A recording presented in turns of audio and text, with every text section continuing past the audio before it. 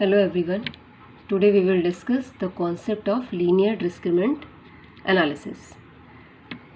As you have studied in your last topic, principal component analysis, that is basically used for differentiating the element of a class.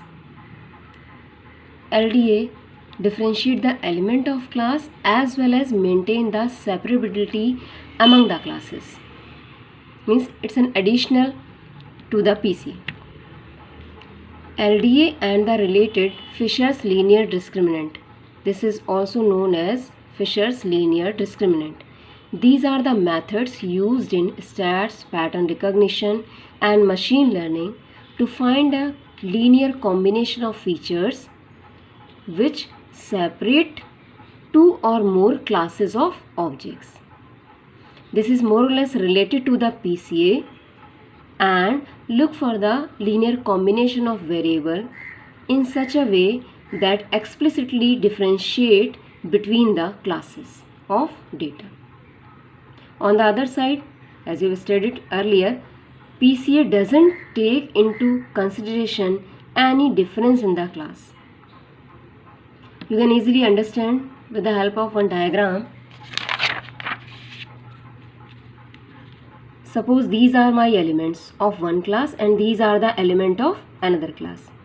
The objective of PCA is we have to find a direction in such a way if we map these elements, then each element is separated from each other.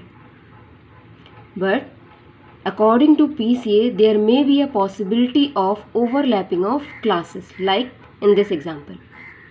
These elements are mapped on this axis, then the elements are separated, but the mapping of classes may overlap according to the PCA. The objective of LDA is to find the projection direction in such a way that ensure that data belonging to different classes is clearly separable. Means according to PCA, we cannot ensure the classes are separate, but the data elements are separated from each other. But the LDA find out a direction of variables in such a way so that the elements as well as the classes, each and everything is separate from other. This is the objective of linear discriminant analysis. Now we will study how to find the LDA. According to the concept, you can say LDA is more or less related to the PCA with multiple classes. For an example, suppose there are C number of classes in your data set. PCA is based on, as you have calculated earlier, PCA is based on your covariance matrix to find the scattering of data sets without considering class membership. LDA takes into consideration the scattering within classes and also the scattering between classes. This is the main point. We have to consider two things: scattering within classes and scattering between classes.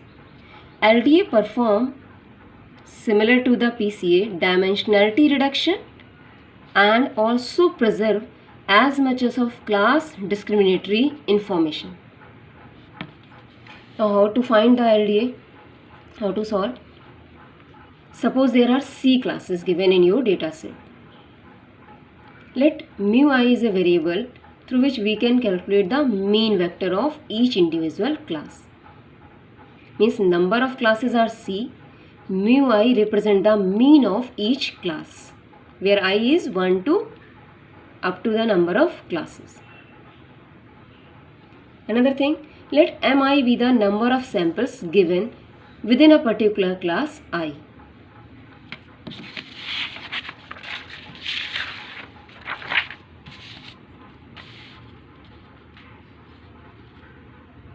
Mi be the number of samples within a particular class I. If we sum up all the elements of different classes, then we will get total number of samples in our data set. Now we have to calculate two things. One is within class scatter matrix and another is between class scatter matrix. As you have studied in your PCA calculation, in PCA we have to calculate a covariance matrix. If we skip this point, this is the matrix of covariance, where we calculate mu I, that is the mean of your class, subtract the mean of your class from the individual element, design a matrix, multiply this matrix by a transpose of that matrix, and then sum up. This is your PCA. And after calculating PCA, if you sum up all these PCA of different classes, means from I is equals to 1 to C, that is the representation or summation for all classes. If we sum up for all these classes, then we will get the within class scatter matrix. For an example, suppose we have two classes, then we have to calculate two PCAs. Means for both the classes we have to calculate the covariance matrix and then add these two matrices. Then we will get the within class scatter matrix. Later we will discuss with the help of example. Another matrix is between class scatter matrix. That is calculated as, in the previous slide I have shown you, mu I is the mean vector of class. Here what we do, we have taken the mean of each class and calculated the mean of mean values over all classes. Mu is equals to 1 upon C, that is the number of class.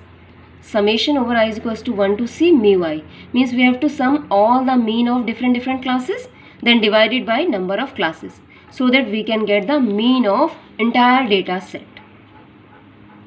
Now for calculating the between class scatter matrix, we use subtract the overall mean from the mean of class, design a matrix, and multiply this matrix by the transpose of that matrix. After calculating this, we will get the between class scatter matrix. Now the objective is, according to the clustering you have understand, the inter-class distance is maximum. The objective is the inter-class distance should be maximum and the intra-class distance among the elements should be minimum. According to that concept, LDA compute a transformation that maximize the between class scatter while minimize the within class scatter.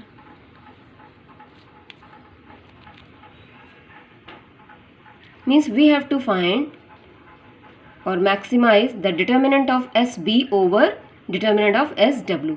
It is a representation for between class matrix and this is a matrix for within class scatter. Such transformation retain class separability. And similar to your PCA calculation, first you have to calculate your eigenvalues, arrange your eigenvalues according to the increasing or decreasing order, take the maximum value from eigenvalue and find out the eigenvector with respect to that eigenvalue. Such eigenvector will represent the LDA.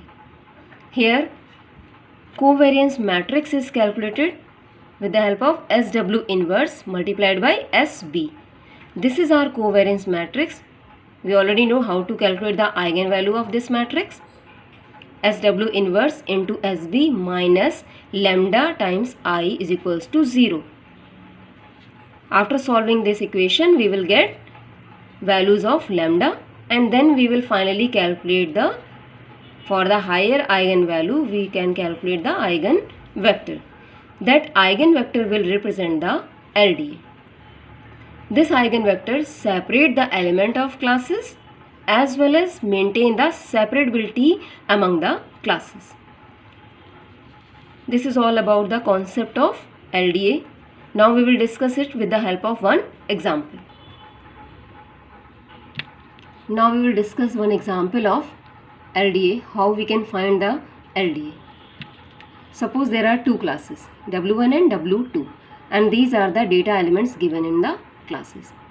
Similar to the PCA, as you have studied, कि how to calculate the direction of PCA or principal component analysis, we have to calculate PCA for independent classes. You already know, first we take the mean value of this class, mu1, that is equals to 4 and 4.2. Means we have to add 1 plus 3. We have to solve 1 plus 3 plus 4 plus 5 plus 7 divided by number of elements 5. We will get mu1 4. Similar for the next one. We will get 4.2. And this is mean for another class W2.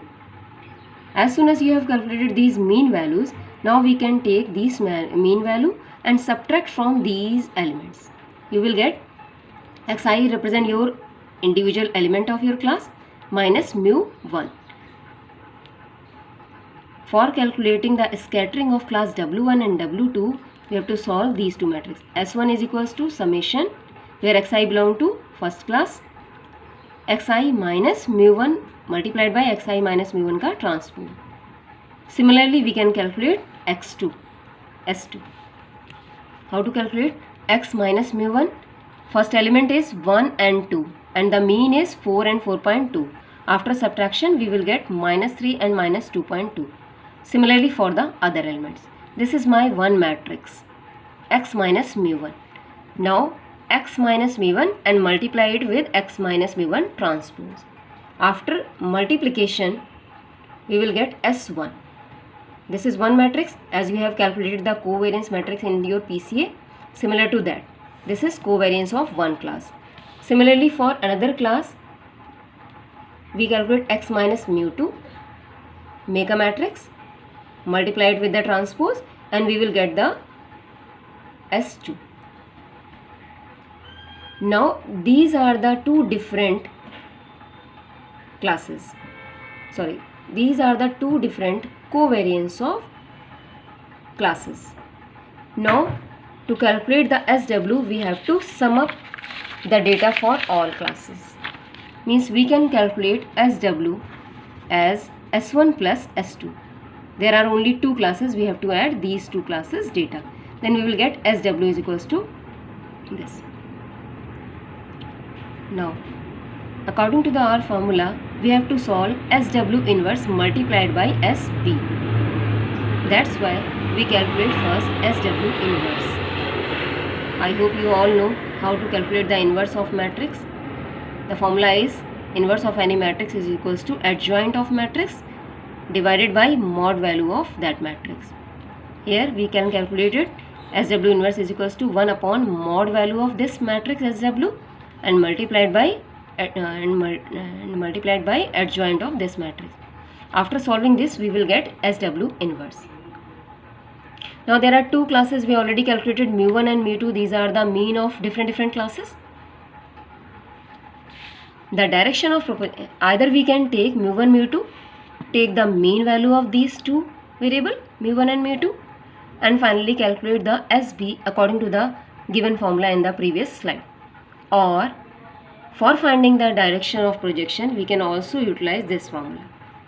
Direction of projection is equals to SW inverse multiplied by the mean value, difference of mean value. mu1 is the mean of first class and mu2 is the mean of second class. This is our matrix SW inverse. This is the gap between these two mean. After calculating, we will get these two values. What these two values represent?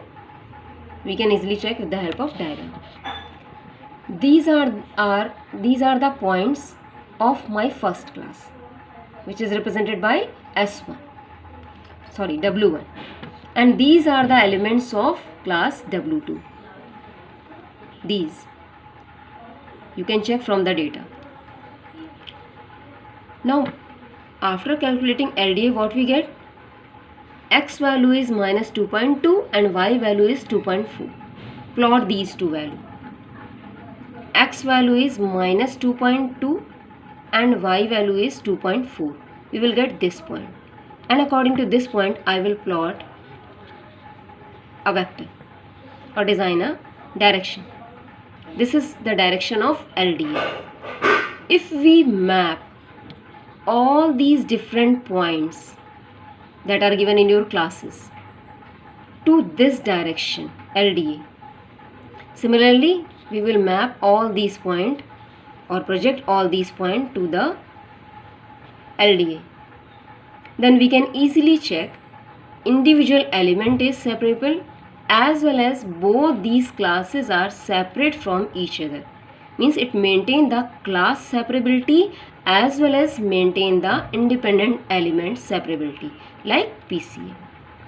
The difference between PCA and LDA is only that PCA maintain the separability among the elements without considering the class separability, but LDA separate the elements as well as maintain the difference or clearly separate the classes too.